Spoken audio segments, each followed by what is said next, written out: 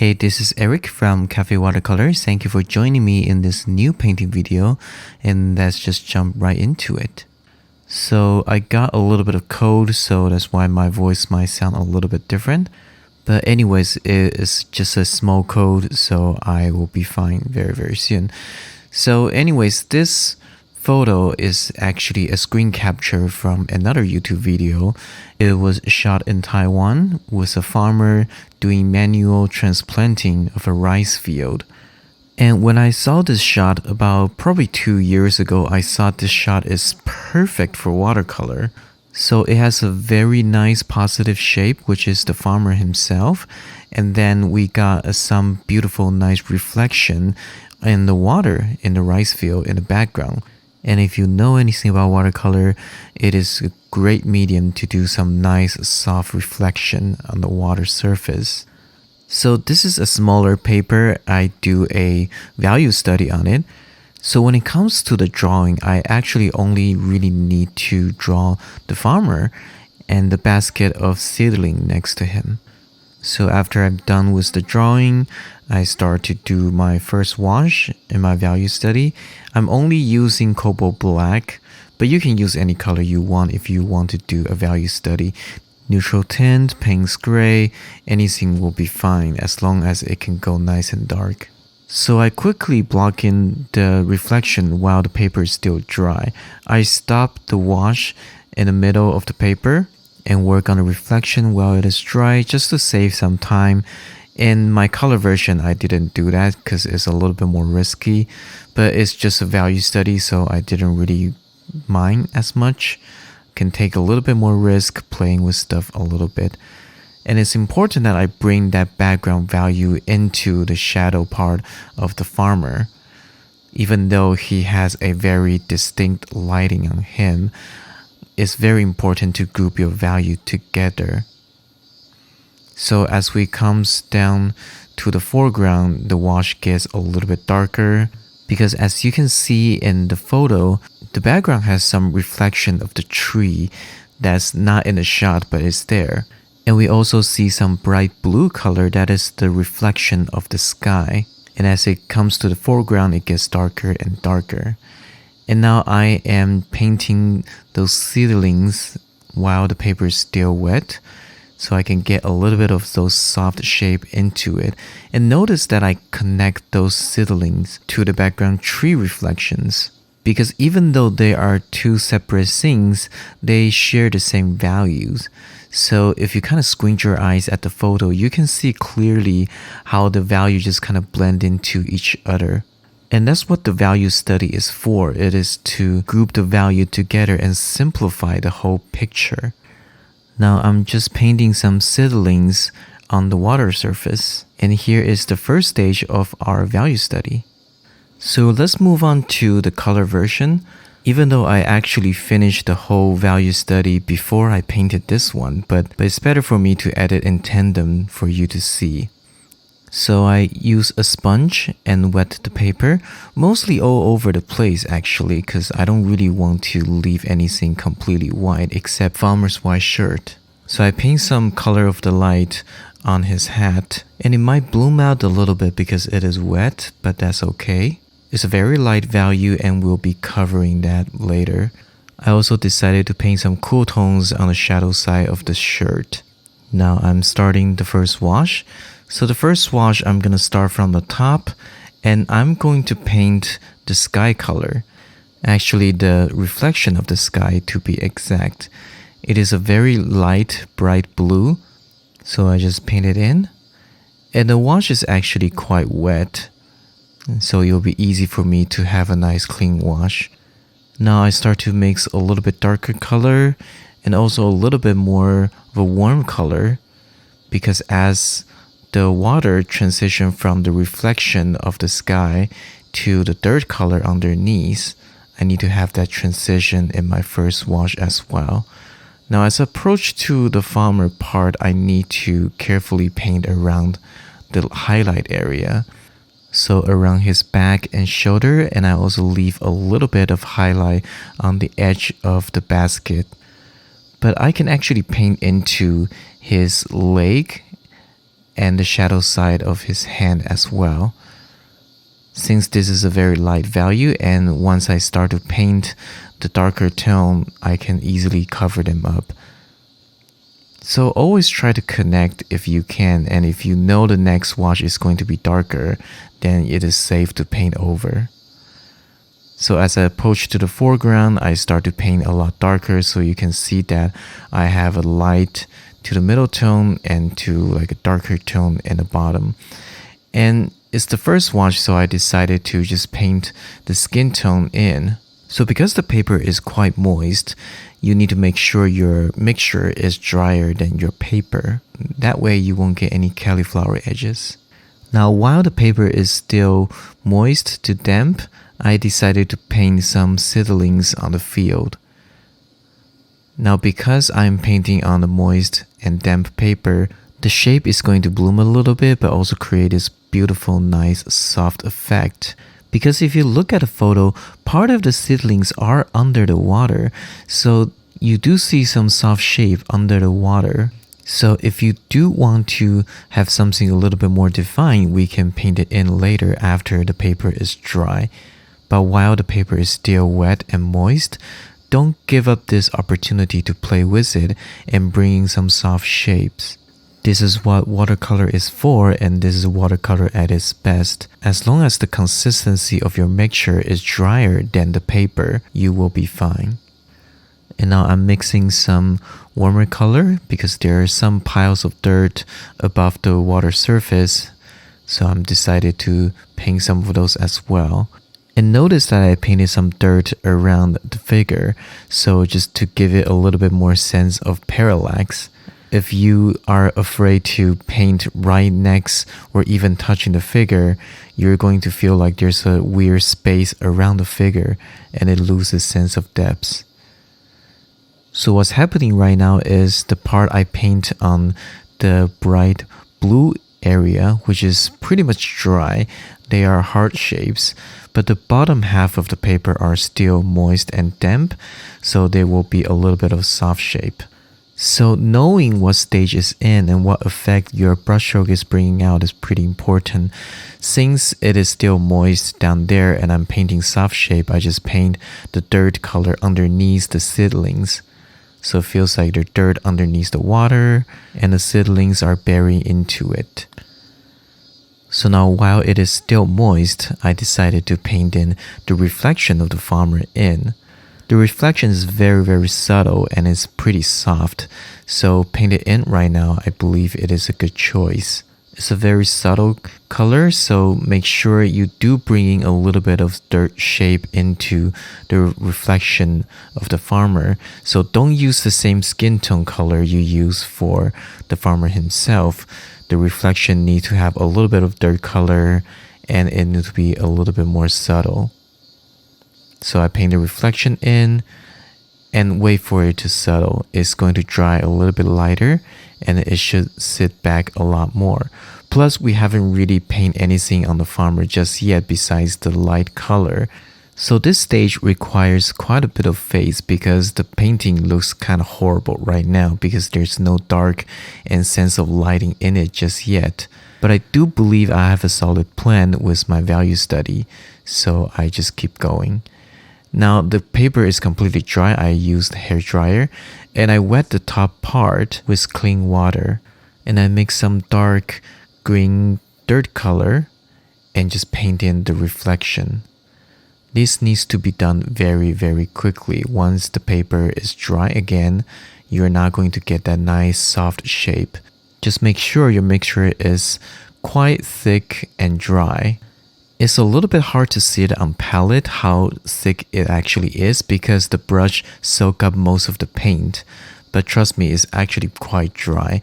So when I paint that into the wet area of the paper, it will soften up a little bit, but it will maintain its overall shape. So as you can see, if you pull that off, it looks just like the reflection in the photo. And I start to paint some seedling into the reflection and just let it merge. And since the paper is already dry, I started painting some dark areas into the painting. specifically the dark area in the seedlings. So once you have light and dark right next to each other, you start to see form because it starts to suggest lighting and things start to look three-dimensional. And if you just look at each of the seedling, you really don't need that much, and that's how you paint loose because you understand what makes a form. It's just light next to dark and you don't need a lot of details, so that's what visual language is about. Use minimum amount of information to say a lot. So I'm just adding some darks, painting forms, and just starting to see those seedlings and even the ones in the basket starting to pop up as three-dimensional forms. Painting some seedlings right next to his hand, so it feels like he's actually interacting with them. And if you compare that to the value study, the white of the paper and the background is all in, and we also painted some seedlings, and we actually started to paint some midtones as well. So now what we need to do is to start to paint the farmer. He's our actual main characters, and we've been just setting up the stage for him. So we're back to our value study. Now you can see there's a little bit difference because when I paint the first wash, I actually also paint the shadow side of the farmer. But I paint it over again anyways because it is darker than the background. And I try to connect the shape together as one single group, which is something I'm going to do with the color version, and the only separation will be the color. The value will stay mostly the same. So after painting the dark side on the person, I continue the shape into his cast shadow. This is a value study, so we're mainly focusing on value. And to me, the overall dark value of the farmer is actually pretty close to the cast shadow. And I also paint the shadow of the seedling basket.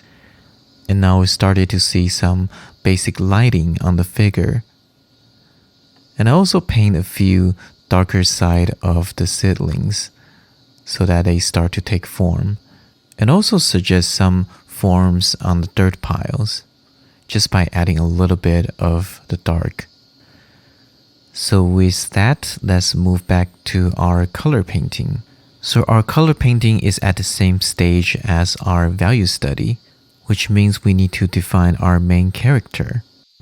So I'm pre-mixing some colors, one cool dark color that's going to be the shadow on his shirt, and a little bit warmer dark on his hat.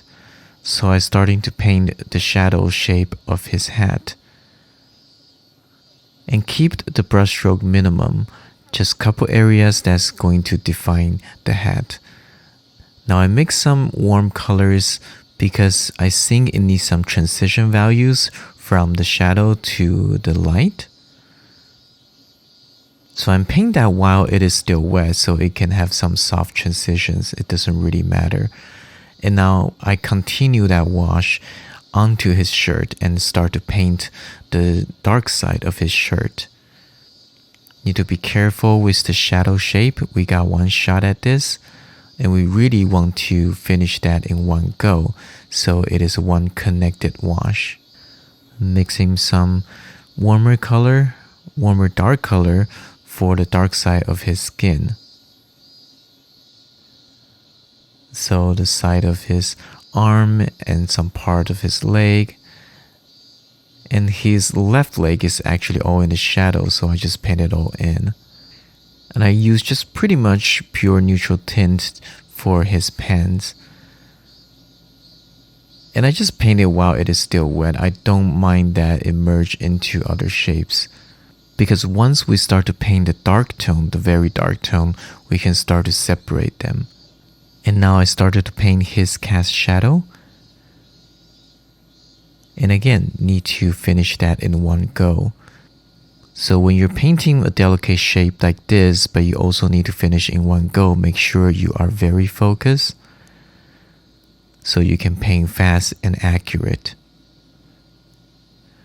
Now I decided to extend his shadow so that it touches the basket so that it can merge into one single shape. I also bring up the shadow tone on his leg because I want to simplify it a little bit more. So while I'm waiting for that to dry, I do a little bit more touch up on the dirt pile and the seedlings. But once I paint the midtone of the farmer in, you can already see his form. And that is very powerful because it only takes 2 wash for him to start to look like it has a form. So you don't need to paint a lot of details and everything. You just need to have a solid value grouping. And once you interpret the light, you can see the form popping out. And now I'm painting a little bit more darker dirt piles, some of it right on top of the reflections. This will actually make the reflection feel like they are reflection on the water surface, and the dirt pile is actually right above the water level. So again, it's all visual languages. Giving a few more details on the basket of seedlings, just to paint a few tiny little brush strokes to separate the clumps of seedlings. But at this stage, the painting should take its form, and all there's left to do is to paint some darkest dark. So we are back at our value study. So what I'm going to do right now is to paint some darkest dark to push and complete the value range of this painting. One thing to note is that this darkest dark does not need to be all over the place, just some of the area that really needs a little bit more punches. So his black pants and the edge of his hat and some of those dark occlusions, like where his leg intersecting with the water. I also use a little bit of damp brush to soften those occlusion shadows, just to make it a little bit softer. So this is pretty much the complete value study. The one last thing I want to do is to do a little bit of glazing in the foreground. That will add a little bit more depth. Otherwise the background looks a little bit too flat. So I just dried the paper completely and I add another layer, mostly in the foreground, but I bring it all the way up around the farmer so that his light pops even more. But I do fade it off around where the sky reflection is. So I just fade it off with clean water. And while it is still wet, I start to just add more dark in the foreground as well. There's a little bit more empty space on the right because I moved the farmer to the left. I don't want him to be dead center. I want to tell a little bit more story so that it feels like he still have a long way to go. He's having a hard job. So move back to our color version. So we are adding some darkest dark as well. Compare that to our value study. We should have a very clear idea where do we need to put in the darkest dark. So I paint the basket first because it's less important and I can get a little bit more used to. And I also want to add a little bit hints of reflection of the basket as well. So that's why I do that first. Also, I start to paint those occlusion under his leg. I also darken the reflection in the shadow area so that it just feels a little bit more clear, so the reflection doesn't lost in the shadow shape. And now with a very dark tone, we start to paint his black pants. This separates his pants, his thigh, from his arm. And the form pops even more because we start to see more depth within the figure. So just be careful, try to paint around the light where we want to preserve some of the lightness. A little bit dark on the fold on his clothes. And now we're going to give it another dark value on his hat. Just a couple areas where the leaf intersecting each other, creating some really dark shadow. And again, the edge of his hat. This will separate his hat from his body and also give the hat a little bit of thickness. And now our farmer is fully painted. What's left to do is just to tighten up some of the areas in the painting. But for the most part, the painting is done. I'm just adding a little bit more texture on the water surface. The sky reflection part is a little bit too clean for me. It needs to have a little bit more dirt on it. So I just do some faint dry brushing And here is the finished painting. I hope you like this painting. This is actually one of my favorite paintings that I've done recently. I have never painted a rural painting like this one before, so I'm really pleased with the result. So that's it for today's video. I hope you stay safe and healthy. If you like this video, please like and subscribe so you won't miss my next video. If you haven't, please go to my website at cafewatercolor.com. You can download my Fast Track Watercolor PDF guide. I'm Eric from Cafe Watercolor, and I'll see you again very soon.